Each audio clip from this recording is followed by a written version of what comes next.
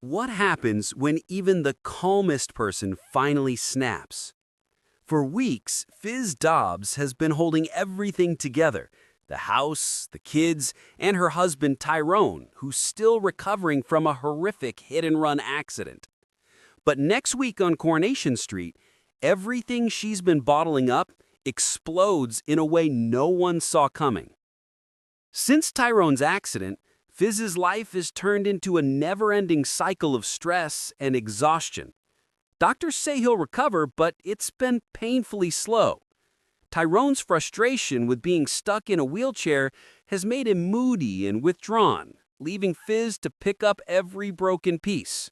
She's trying to be patient, but with two kids constantly bickering, a job that never stops, and zero time for herself, something inside her finally gives way. One chaotic morning, Hope and Ruby start another shouting match. Tyrone tries to calm them down, but his voice carries no weight anymore. Fiz steps in, snapping at everyone in sight. She's done trying to be the glue that holds the family together.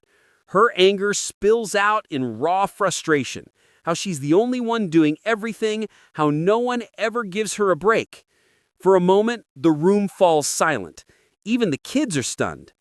But the damage is done, and Fiz leaves the house fuming, her nerves frayed beyond repair. At the factory, she walks in tense, trying to focus on work.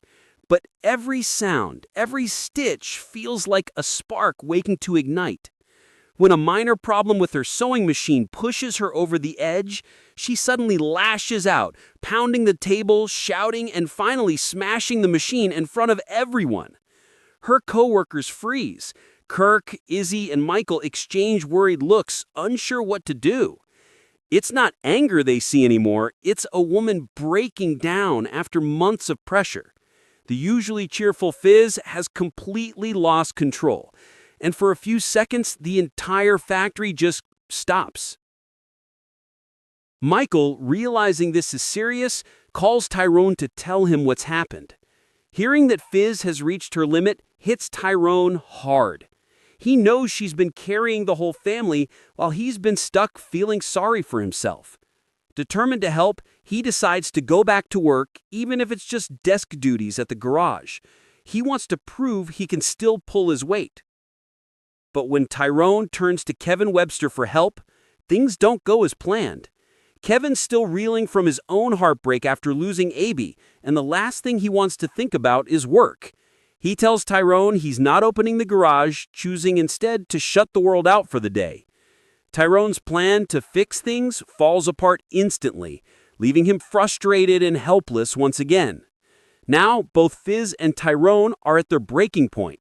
One is drowning under the pressure of doing everything alone, while the other feels useless and stuck on the sidelines. The tension in the Dobbs household is reaching a boiling point, and everyone can sense it. As the dust settles, the question lingers. Can Fiz and Tyrone find a way to pull each other out of this spiral? Or is this meltdown just the beginning of something even darker? Because when someone's pushed too far for too long, it's not just one outburst that changes everything. It's what comes after that really matters. And for Fiz Dobbs, that moment has just begun.